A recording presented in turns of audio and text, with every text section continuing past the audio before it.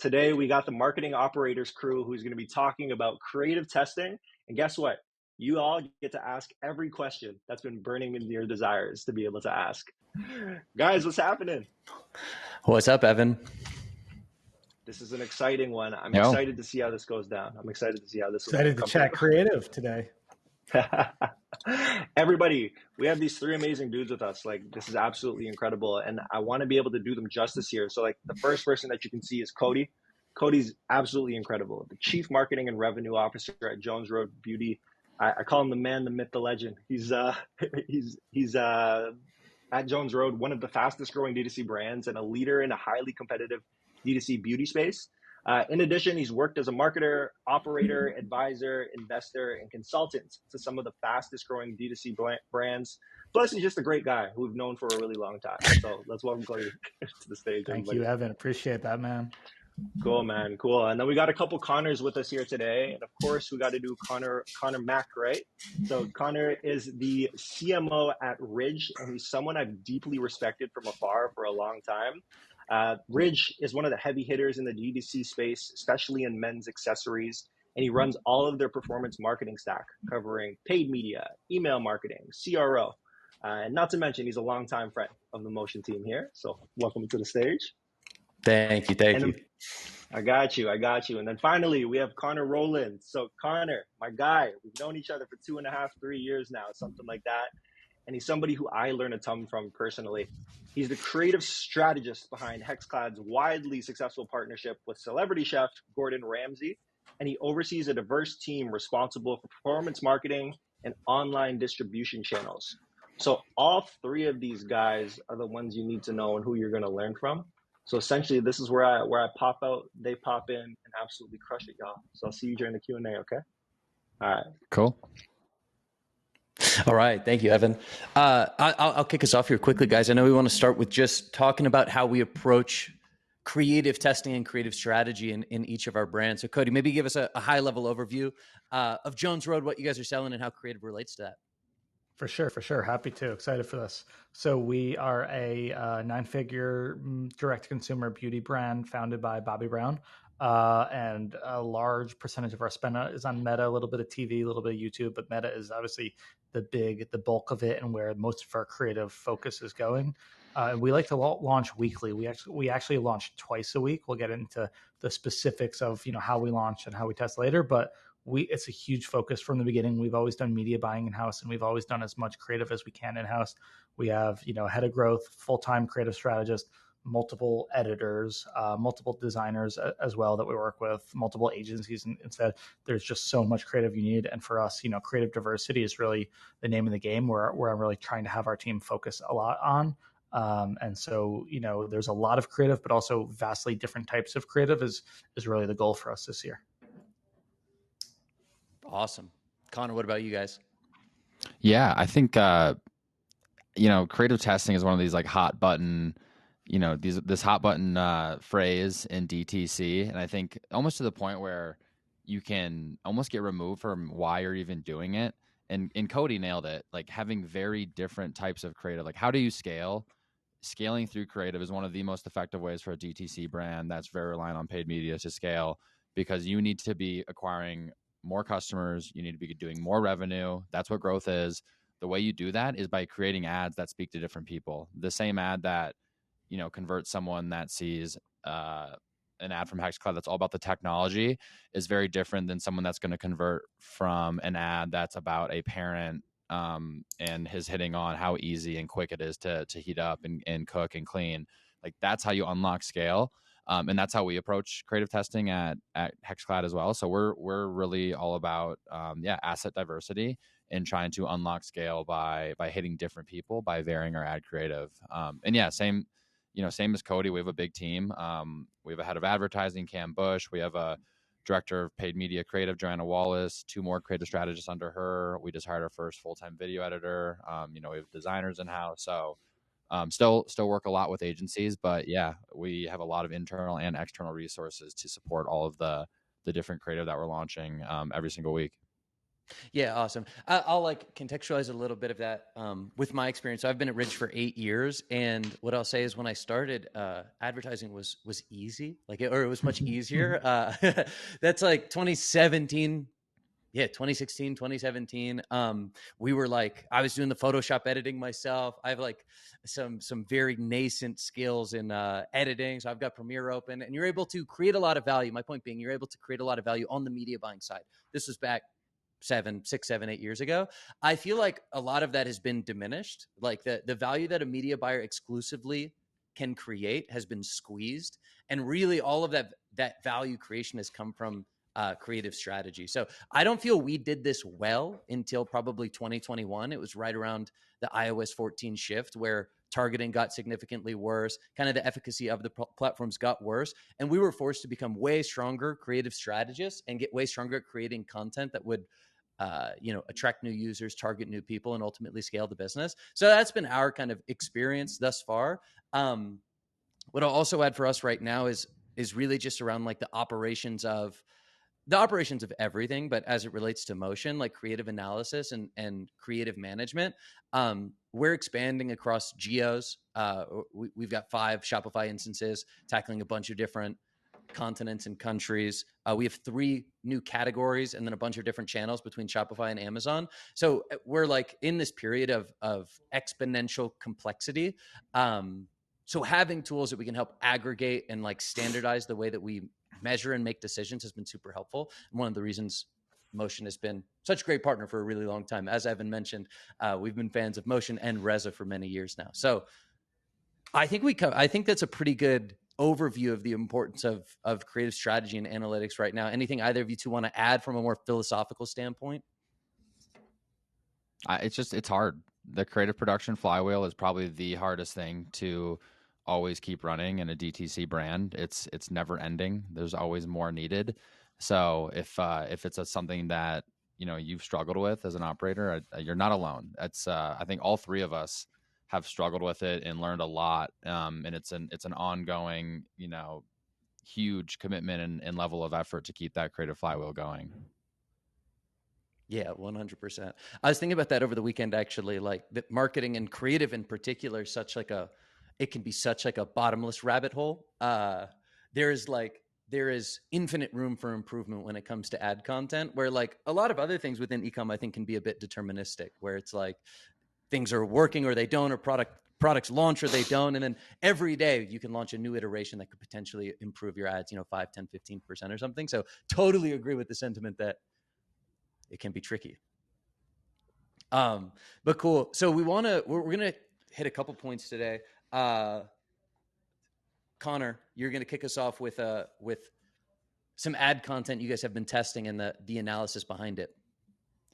Yeah, let's do it. So this dashboard that you're going to see me screen share with Motion is our holy grail of how we analyze creative. Evan showed that big yucky spreadsheet in the intro, and what Motion has built is this tool that just allows you to pull the same insights you're getting from those sheets in a way more visually intuitive way. So yeah, without further ado, I just pulled a couple of ads today. We'll start with one, and I'm just going to show you the ad, and then I'll pull up the Motion report and just kind of explain how we're analyzing it, why we're saying it is or isn't a winner, any sort of next steps, what we think those next steps are based on the data we see in the Motion report. So I'm going to see if I can figure out how to share my screen here. And let's see if this is the right one. Yes, here we go. So real quick, what do we have here? So this is a Father's Day ad. This is a very new concept. We've never done this before. It's very like meta. Oh, Connor, we're not seeing your screen, I don't think. Oh, okay. Okay, let me see what we got going here. Present. All right, there we go. Okay, so it's very meta. It's just a totally different type of ad than we've ever ran before. It's like hitting on the whole conspiracy that like Facebook and all these ad platforms are listening to your phone and then serving you targeted ads. So this is for our Father's Day sale, and I will play it for y'all so you can see. Why HexClad is the best cookware on the planet? HexClad Father's Day sale. Save up to 35%. Best pans for searing steak? Scratch-resistant cookware. Do you see this pan? I am better than this. Best nonstick pan for eggs. No more macaroni art. What the am I supposed to do with this? How long do I have to hold on to this for? Father's Day gifts that everyone benefits from. How to stay married. Show me ads for HexClad, HexClad. Dishwasher safe pots and pans. Lifetime warranty. None of this 1 year Family heirloom. Please, no more macaroni art. Monty wants you to get that HexClad. 12-piece set, not just one pan. Best pans for induction stove. Also get me an induction stove. HexClad. Cookware the kids can't ruin. Gordon Ramsay, how to make your sister jealous of your kitchen. HexClad coupon. Babe, have you seen my phone? All right, so that is this new concept we rolled out for Father's Day. Our Joanna Wallace, our director of paid media creative, did a nice job with that one. That's actually her husband that she shot it with. So kudos to him for being a team player too. So basically then that takes you into the next part. How did this perform, right? Everyone sees all these ads getting shared on Twitter in your Facebook ad library. Can I Hold on, ask you a how question, about we actually? guess? Yeah, It might be fun if we try to guess or something. Yeah. What do you guys think? I even before that, was this just like a brand new? I absolutely love this concept. We it's so funny. Where was it? Just a thing that you guys like dreamt up one day? Was it inspired by anything? Do you know any of the backstory? Joanna's always got these kooky ideas, and it was just one of the ones that ended up. We have this so in our like creative testing calendar, where all of our motion reports live for all these tests. It's like the source of truth to go see what's working and not working. We have this just running list of ad ideas. And it was one of those that got put in there however long ago. And we finally decided that it would work well with the Father's Day sale. Sick, dude. It's so good. Yeah. So what do you guys think? You think, all right. So first off, actually, the way I think it's helpful to talk about a little more approach. And then I think we go into guessing, because at HexClad, whenever we're launching new creative tests, there's sort of two related but separate ways we look at it. First and foremost, we have these channel level multipliers using Northbeam that we've created that basically we have a good feel for where we need to be in platform in order to hit our total blended goals. So we're always trying to produce ads that we know are backing into where we need to be to hit our total blended goals. That's one way of looking at it, right? Different for every brand. Your blended goals are different. Your in-platform goals are different. The other way we're looking at it is we're always trying to incrementally improve whatever the category of ad is. So for example, with this being a Father's Day ad, I want this to be incrementally better than our aggregate Father's Day performance. And that goes for any asset, right? Like if I launch a new batch of statics, I'm trying to incrementally improve the entire account static ad performance. So I'm trying to always raise that bar a little bit. So the gold standard is that it's better than both. It's hitting our multiplier and it's incrementally better than our aggregate control metrics. So that's basically what we're always looking at whenever we launch a new creative test. But yeah, what do y'all think? Do you think it was a winner, a loser?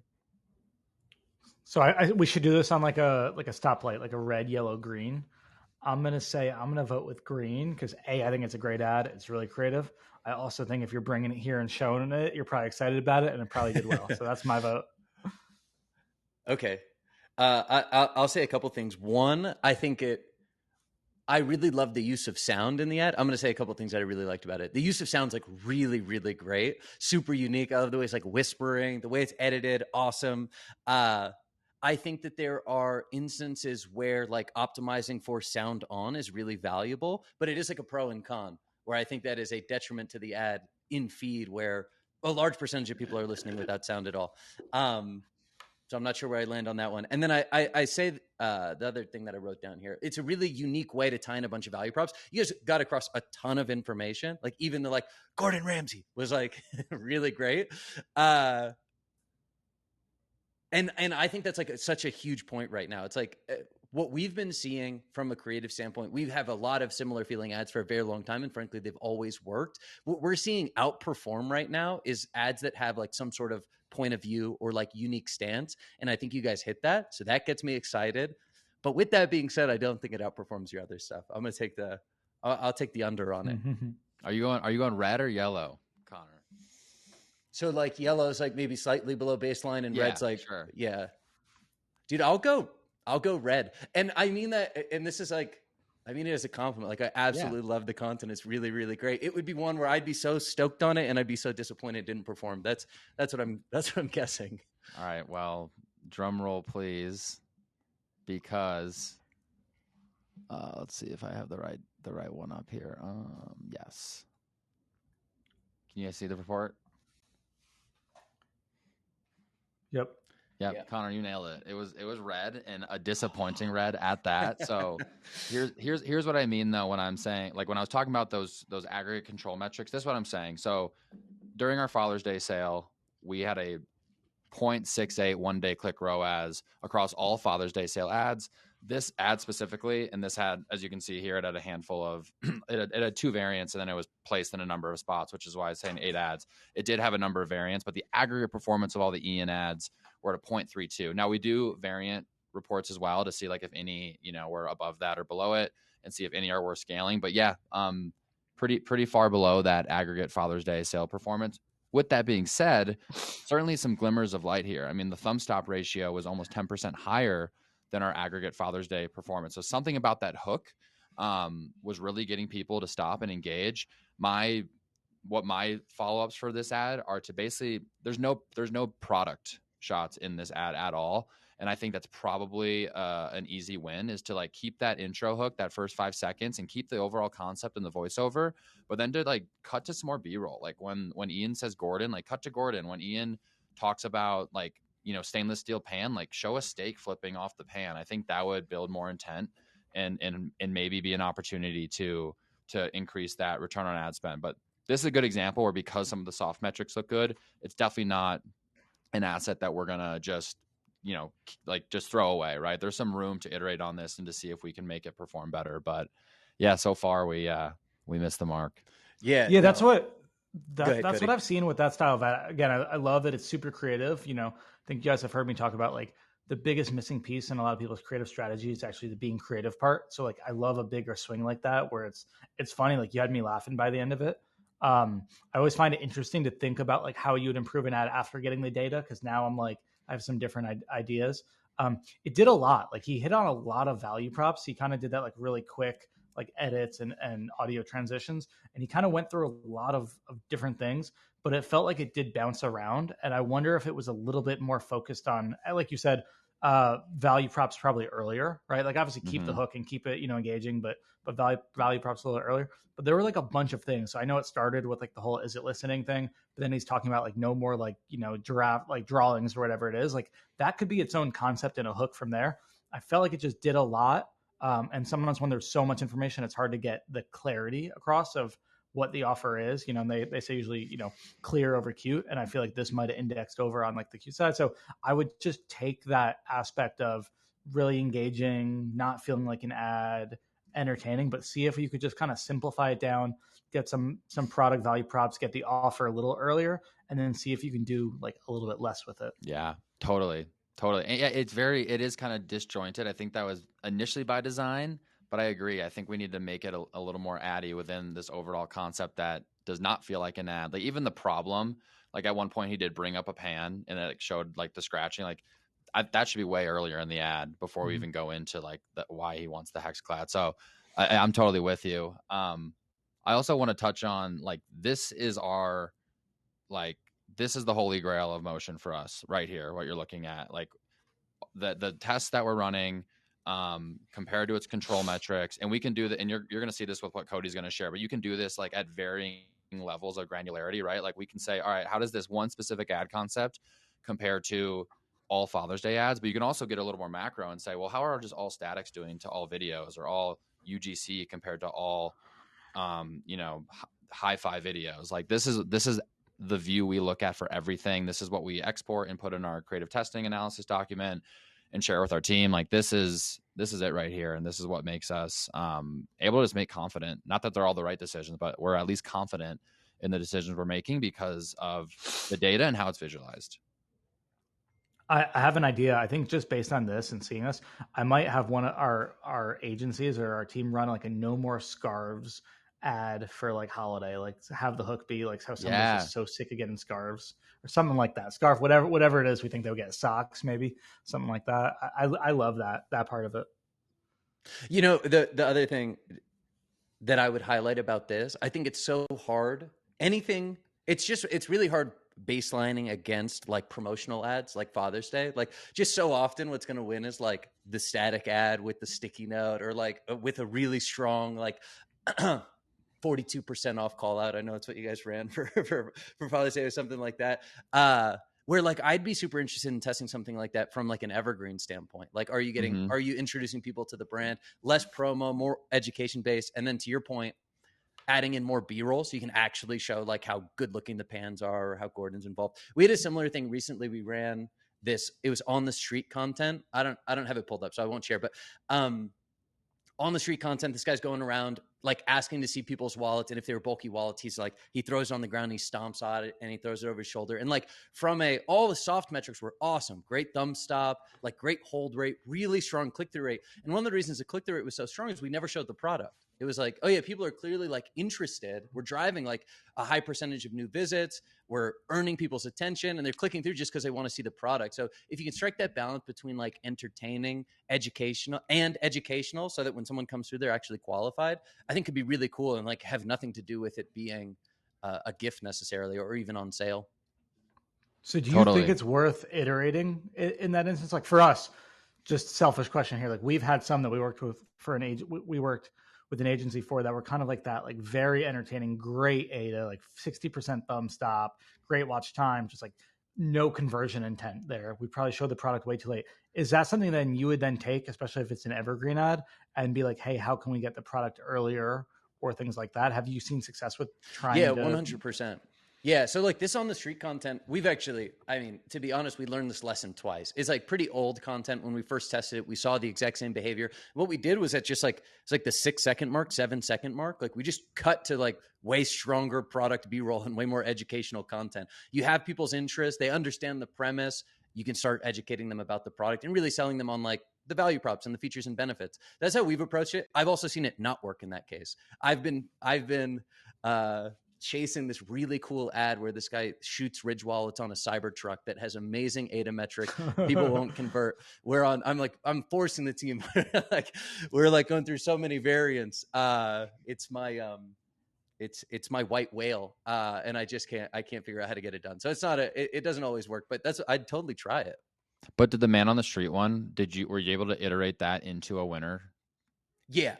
Yeah, nice. Yeah, that one ended. I mean, it didn't end up becoming like we didn't spend $200,000 on it, but like there was a stark difference between it being purely entertaining and then being more product oriented. And it was relatively late in the video. It was at like 6 or 7 seconds, which if you think you get a 30% thumb stop rate and some drop off, like typically only a quarter of people are really watching at that time. So it benefited from those ADA metrics. And then once we knew people were engaged, we actually started more hard selling them. Best feeling, by the way, as a creative strategist, like, screw having your ad be, a winner right away. Having a loser that you can turn into a winner. Now that's the real satisfaction of being a creative strategist.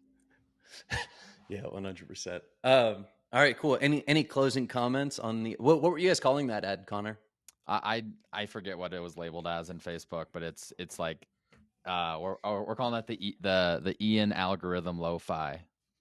Ian algorithm lo-fi. All right, yeah, keep us posted. I want to hear if you guys ever turn it into a winner. Yeah. All right, cool. Cody, you're next up in the docket. You're going to walk us through some more like structured motion reports that you guys focus on. Let's do it. Let me figure out how to share my screen first. That's going to take a minute, I'm sure, but no, I'm just kidding. Let's do it. All right, cool. So I got a few motion reports. Mine will be a little bit different. How's that? All good there? Yeah. All right, cool. So I've got two. I've got a top ads and a comparative analysis. So as I said, our big focus and name of the game is creative diversity. It's just something Meta has been preaching and pushing, pretty much all year. And it's been a focus for us this year. I think we're halfway through the year. We're about half of where I would like us to be. We've made tremendous strides. Like I guess let me back up a second. Our problem was we had just like the one style of ad that we were running in our ad account. We had like a studio in-house shot video with Bobby long form. And, we were just reaching the same people over and over and over.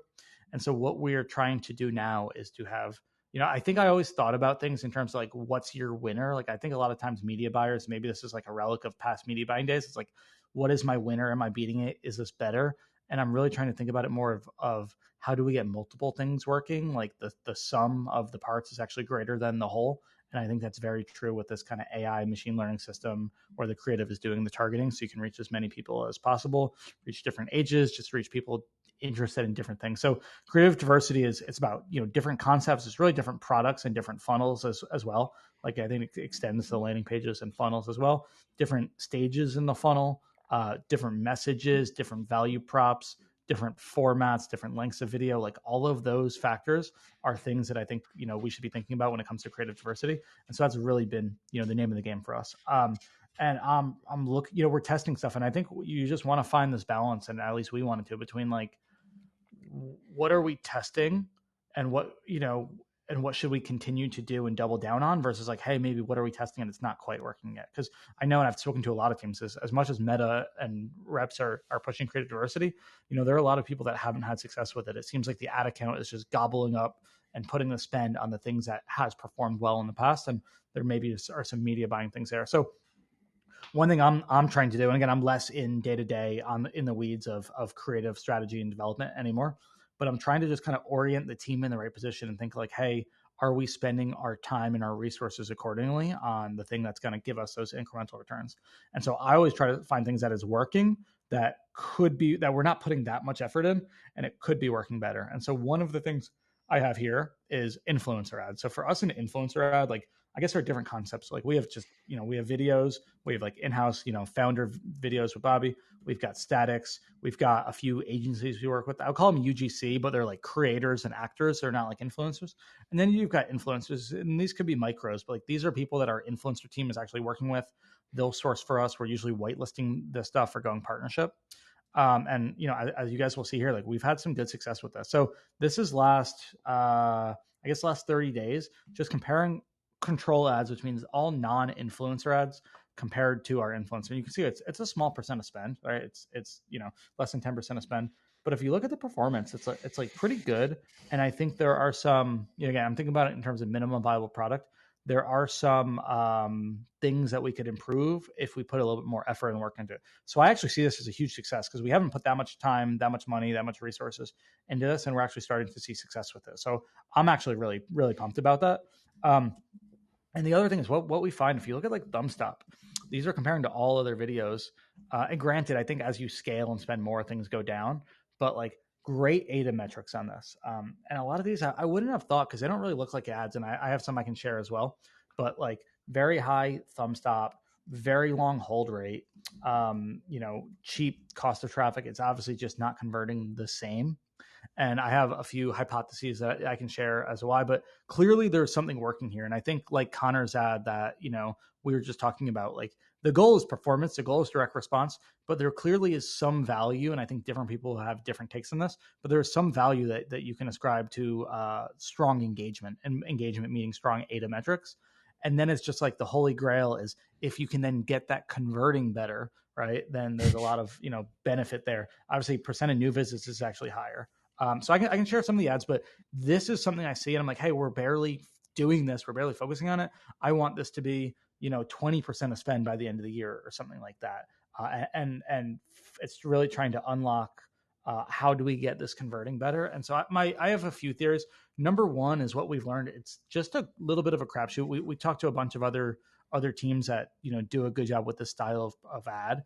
And it's just, you just have to cast a wide net. It's almost like a venture capital approach to capital allocation. Instead of having, 3 people that you're going to brief and create content, you need 10 people, you need 20 people. And that's certainly what we found is like the style of content that I think is going to work for this is not often what I think. Like, we'll get it back. And I'm like, like there's not really a hook to that. And it'll have like a 40% Thumbstop just because it's like this person who's pretty and super engaging. And so you just have to cast a wide net and be super open-minded and humble about, what's going to work. So that's number one. Number two, I think the credibility is really important of who the ads are coming from. It's like there's a reason obviously Bobby's ads do so well. And so I want to test larger creators with, 500K followings, 1 million followings, even slightly smaller than that, people that have clout. We have definitely had more success and higher conversion rates with those type of people. So cast a wide net, test people with higher credibility. And number 3, I'm wondering if there's a different style of funnel that's going to work with this kind of content versus, our typical stuff that goes to a standard, direct response landing page. Something, maybe it's a shop ad, maybe it goes to shop, maybe it goes to something like that feels a little bit more socially native. So we just started working with Fairmont, and we're going to test these like video landing pages with this style of content. But that's kind of our hypothesis and what we're going to test a little bit. But the other thing is, like, this is great because I saw somebody ask a question in the chat of like, Connor, why do you guys have agencies if you do in-house? Like, you just need so much creative at our size and at our scale. And again, it's not just the amount of it, it's the diversity. What I find are some teams are really good at making one style. Our team is great at making studio, 1080p, like really, really, produce stuff, and that works well. But we're not the best at making other kinds. And also it takes a lot of effort, a lot of shoots, a lot of cost.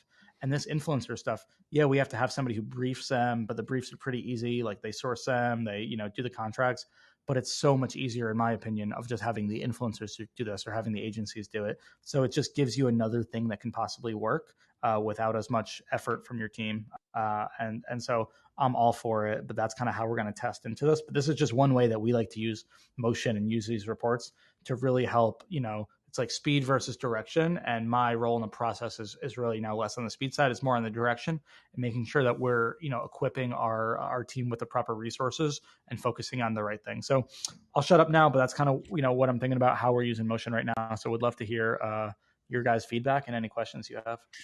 Yeah, I have a question. How does the content get created? You said it's influencer. Is it through the product seeding program? What we'll normally do is we'll brief our like director of influencer, and she will give us a list of maybe 15, 20 people to look through. We'll kind of just approve them. What she'll do is she'll go into our tribe, which is our influencer account, and see like who's posted about us before, who's tagged us. And we'll look at them, look at their Instagram profile or content they've made. And then we will then, ask them for their, we'll do 2 things, but often we will ask them for our influencer team will ask them for their rates, negotiate. And then if it's a fit, then we'll give them a brief. We kind of have just like a standard brief that we'll give people where we're not trying to script too much. Occasionally though, and one of the ads that's actually live right now, we will, our influencer team will just find content that's been posted, part of our seeding program, and then we'll just ask for rights to that. So that's another thing I'm bullish on as well, because that takes no effort from our team.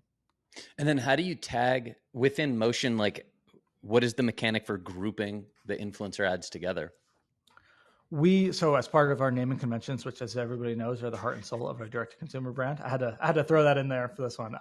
We'll put the influencer's name so we can actually, sort it by them, but we'll also put influencer in our name convention. So that's what I did for this one. I just sorted by what does or doesn't contain an influencer, but we'll put each person's name. That is so, Connor, that is my favorite thing you've said since we started doing the podcast, but it's so true. Like, anything you ever want to learn from your ad creative, as long as you put it in the ad level naming convention, you can find it out, period. Like, full stop. Mm-hmm. It's so important. And then like the control metrics, I think that's also something super important that you saw in my example, you saw it in Cody's example. And I've seen so much confusion amongst creative teams because they don't have any benchmark. There's no like contextualization of like, okay, Cody's influencer was at a 0.76 one day click ROAS, but compared to what? And like, is that good or bad? That could be great for one brand. That could be terrible for another brand. You have to contextualize it by having control metrics that you're comparing to. And it's pretty clear from Cody's example why he thinks influencers performing the way it is when you look at that report in the context that control provides. And that was account wide, Cody. Was that all video or all statics? Was that everything? That was all video, cool. But all video non-influencer. Okay, excluding the influencer. Okay, got it. Yeah. Got it. I know Cody loves the heart and soul of any brand quote. So I was teeing him up for that a little bit. Nice. But one thing that's funny, to tie it back to motion, because it is, we are meticulous about what we have in the ad name, but also motion like simplifies a lot of that. Like, motion allows you to sort by details that aren't necessarily contained in the ad name. And that's why we started using them. I was thinking back, Connor, to your point, or Evan's point around like the spreadsheets that like a lot of media buyers use. We had originally, this was a long time ago. That had to be 2021 or something. We were putting absolutely everything in the ad name. We were loading it into Data Studio. Then we were sorting by all of that so you could like isolate like ad text across different ads and look at performance that way. And our media buyer at the time had spent a ton of time and energy. And honestly, it was really, really cool. And then Reza emailed me one day and he goes, hey, I'm working on motion and it does this. And I was like, oh yeah, no brainer. So we've been using it ever since. And it really goes back to my love of naming conventions. So cool. Awesome. Yeah, that was a good one. We've only got a couple more minutes. I know we want to hit the Q&A. Let me pull up. We can watch one of my ads and jam on it quickly.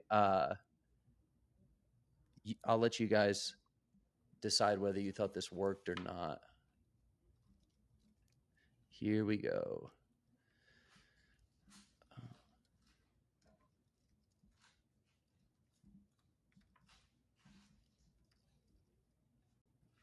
All right. Am I on stage? Yeah.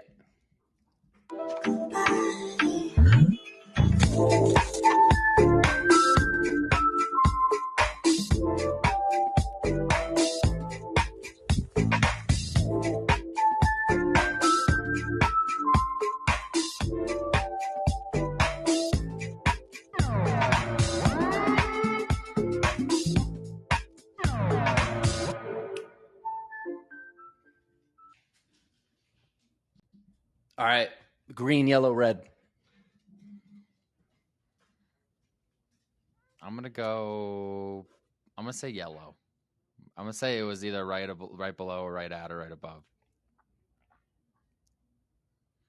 I'm going to say green. I feel like just from stalking your guys' ad library in the past, like you run a lot of this kind of like, short mid form, like no audio, just text on screen. So would imagine it's working for you. Yeah, I described this one as frustratingly green.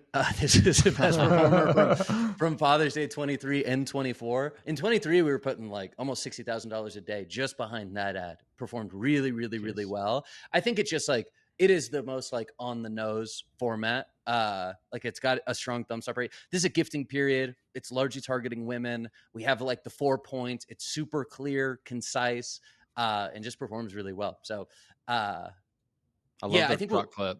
The truck clip's so good. The truck clip's good. It is also, I mean, watching it again, I've seen it hundreds of times, but it is like an amalgamation of so many different pieces of content that we've just like slowly refined over time. And yeah, the smart wallet stuff we know performs really well during gifting periods. There's all sorts of reasons why it works, but yeah, it's been a good one.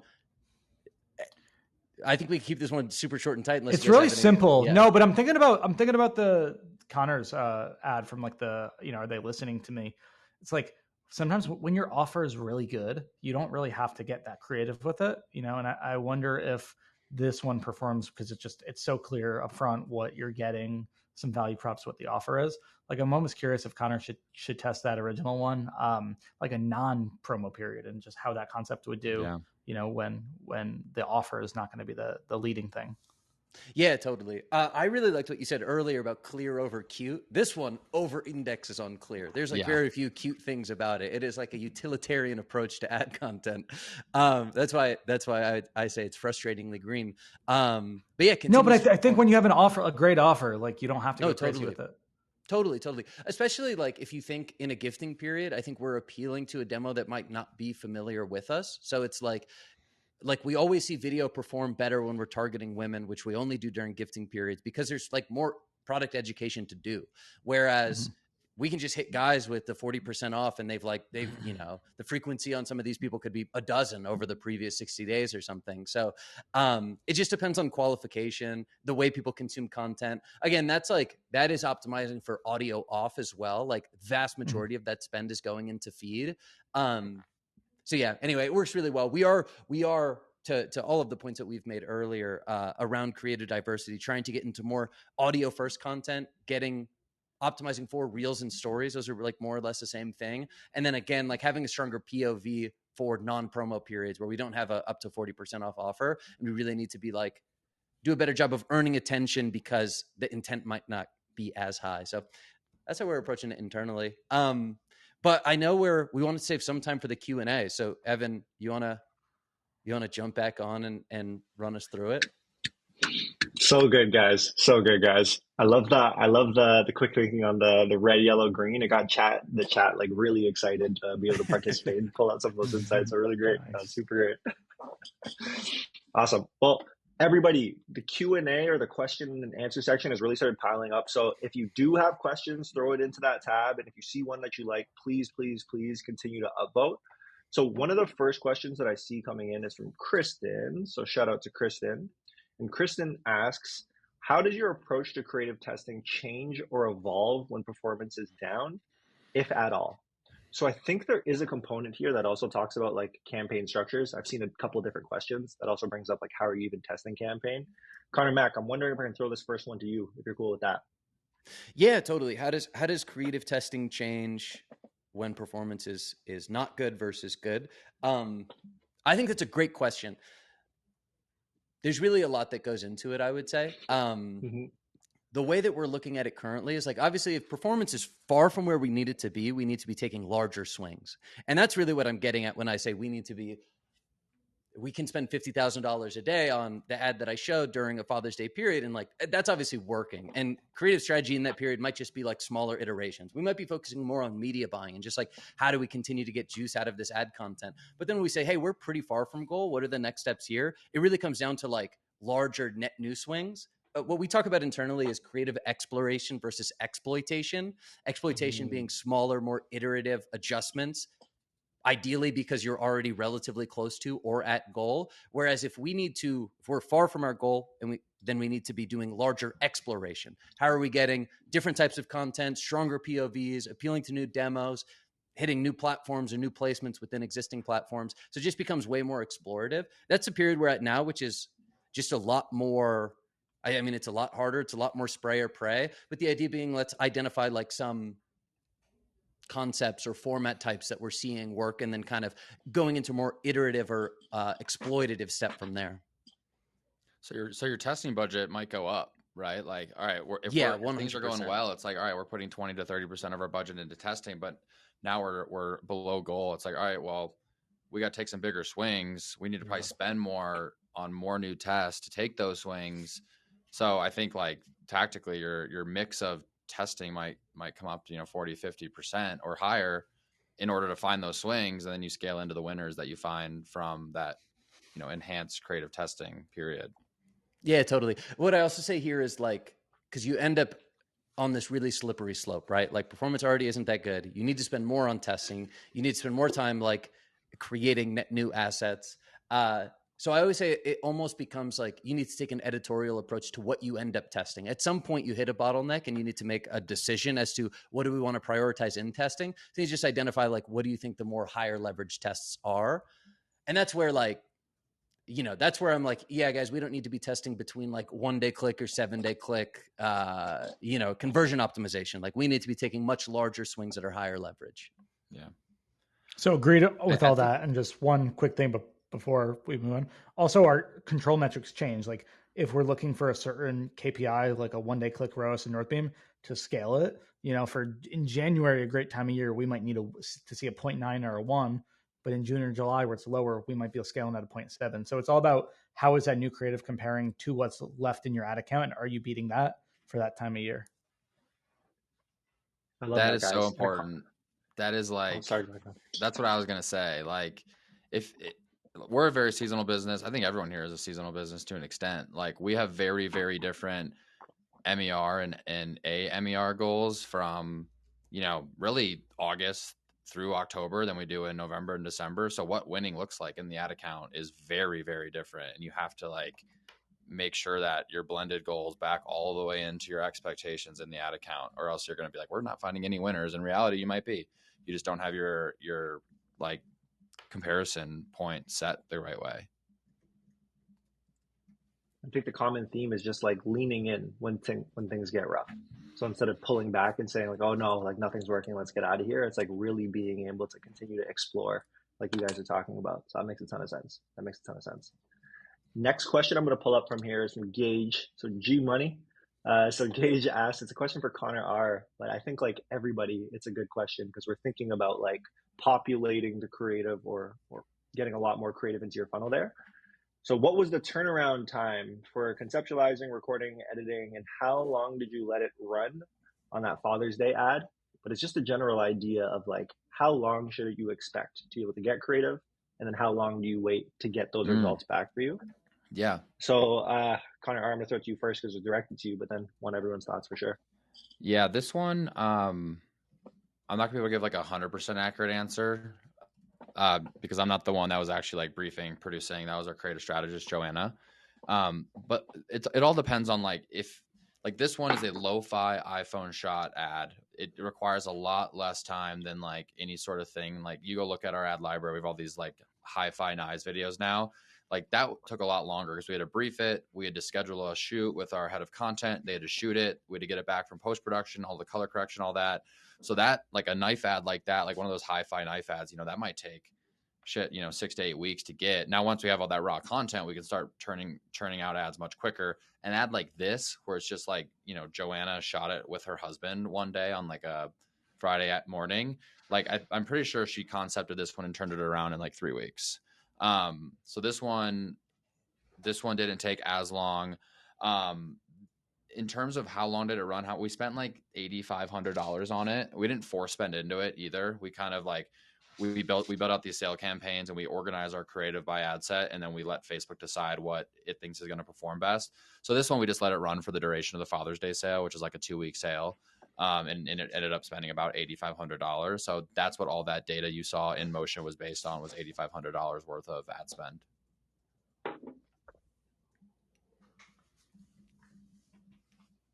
Amazing. And then Connor, Cody, anything else to add on, like maybe relating to like the agencies you work with versus the in-house teams you work with and fill in the pipeline there? I'll get if not. Yeah. No, I mean, totally agree with that. It just depends. Sometimes it's, 3 months. Sometimes we'll have an idea resonant, just kind of going around for like 6 months that we've talked about. And like, we just haven't pulled the trigger on it. Maybe it just sits in a backlog in a creative sprint, or maybe it's just like something that requires a specific type of production that you have to plan. And then all the way down to, hey, we're going to shoot the static on our phone today and put it up tomorrow. Like we've done that, or even a video. And I think, again, like I think creative teams can be really good at one type of a thing, but hopefully you can have people, that have the ability to kind of flex up and go high and low as well. So it's really anywhere in between. I mean, and then, if it's a launch like that, yeah, we'll give it the length of a launch. But if it's something where it's an evergreen thing, it's usually 3-4 days. It depends. Sometimes we'll need more time and data if it's not getting that much spend. Sometimes it's getting spent and performance isn't good. We'll cut it off earlier. So it depends, honestly, is my pretty terrible answer for it.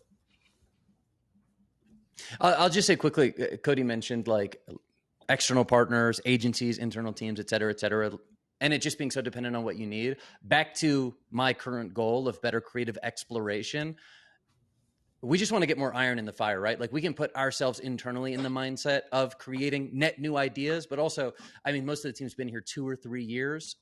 It's just helpful to get fresh eyes on the business, right? More cooks in the kitchen. Let's just get a more agnostic approach to creative exploration, identify what those concepts are, and then we can collectively work towards iterating on those. Amazing, guys. Amazing. Okay. Keep an eye on the clock here. We got 5 minutes, so everybody keep voting. And this wouldn't be a creative conversation if we didn't involve some brand conversation into this. So Cody, there's a question that was directed to you, but again, want everyone's thoughts here. But Cody, on your end, to kick us off, what's your rule for creative diversity versus brand consistency, or just general thoughts of like performance and brand? Yeah, it's a really good question. I guess I see it as like a Venn diagram. I don't think I've ever got like the perfect way to explain this, but like there are going to be some things that you just don't do. And no matter how well it might theoretically perform, it's just not your brand. It's not your brand ethos. To me, it's less of a visual thing. Yes, the visuals are important, but it's like, hey, I'm not, for Jones, we're not going to talk about contouring. I don't care how well that would perform if we got a piece of content with it. Like, it's just not necessarily what we believe in and what we're about. I think there are some things visual. So like that's at one end of like the brand side of the Venn diagram. We're just not going to do it. There's probably some stuff at the growth, and vice versa. And you're really trying to meet in the middle as much as possible. But it's a gray area and you're trying to kind of tiptoe the line at times. I think being socially native is not off brand unless you are Chanel or Louis Vuitton or something like that, where you are always branding. Again, the goal of this stuff we're talking about is direct response. So for those companies, there really is no direct response mechanism. Then for them, fine. Like you are not able to ever, use native fonts for Chanel. But for most of the brands on here, direct to consumer brands, it's totally fine. You should. That's why our influencer ads have such a high thumb stop, such a high, watch time. So I don't think that is off brand by any means. You're just trying to find that balance. I don't want to say that branded fonts can't perform. We've scaled millions of spend on ads with studio production and pretty B-roll and things like that. But I just think it's you want the mix of it. But when you're going diverse, you can't think that that's off brand. You can't think of how does this look compared to my brand deck and my brand guidelines. Is how is this going to be perceived on social when people are getting a million posts and ads a minute? And how am I going to actually get their attention, stand out, or actually blend in so I don't look like an ad? And how am I going to be perceived? And for most people, if it's socially native, that's totally fine and on brand still. Amazing. Keeping things pushing. Sorry, I'm just like keeping an eye on the clock here. If we can bang out a couple more questions. I think just from a completely actionable point of view here, someone is asking about metrics. I just got to pull up the question here. Oh,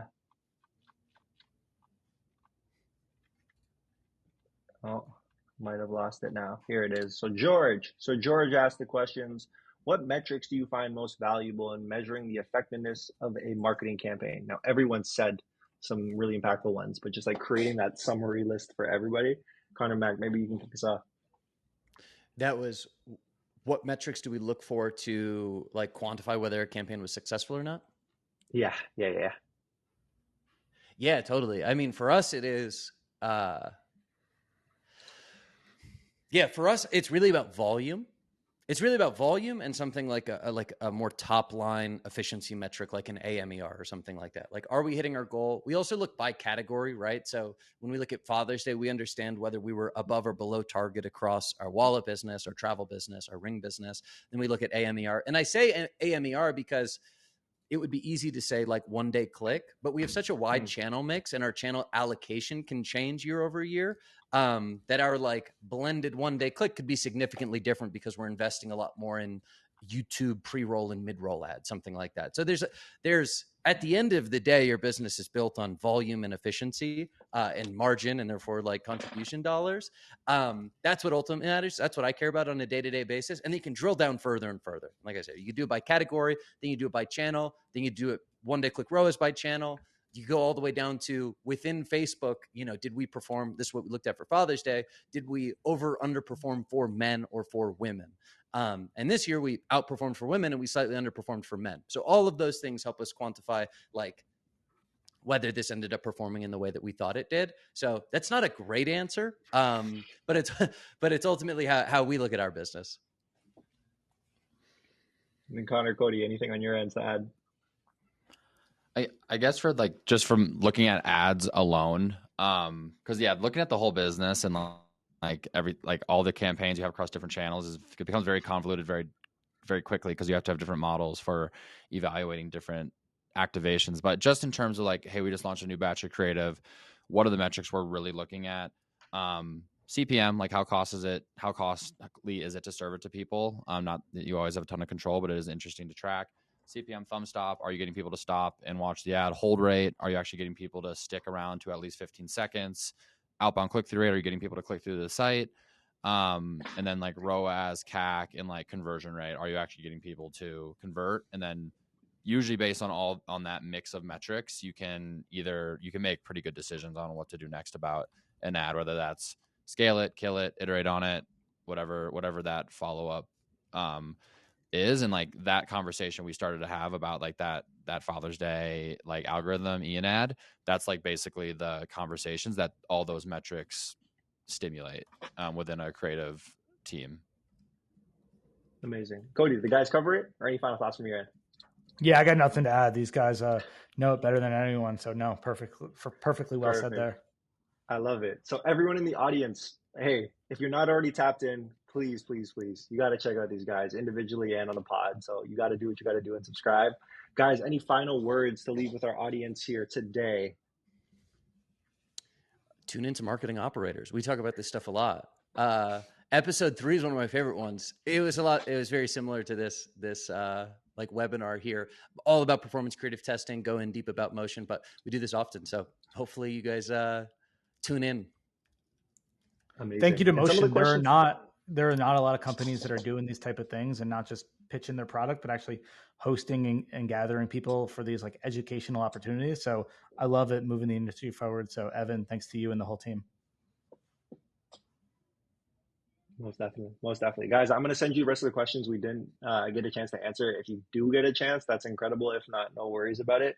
And then audience, you all are the real MVPs. Thank you for your eyes and ears. This has been absolutely incredible. So let's get some love in the chat going. Some final good vibes. Send us off real nice. Okay, everybody? But everybody, this has been incredible. Thanks a ton. Enjoy the rest of your days, and we'll see you on the next one, okay? Amazing. Thank you. See you guys. Thanks, guys. It's time to ship more winning creative with Motion's creative analytics platform that helps you scale winners into unicorns and helps you figure out where your ads might need just a little more help. Join over 2,100 teams shipping winning ads with Motion like Vuori, True Classic, HexClad, and more. Get a free VIP tour today, and you can see how Motion can help your creative strategists and your media buyers speak the same language.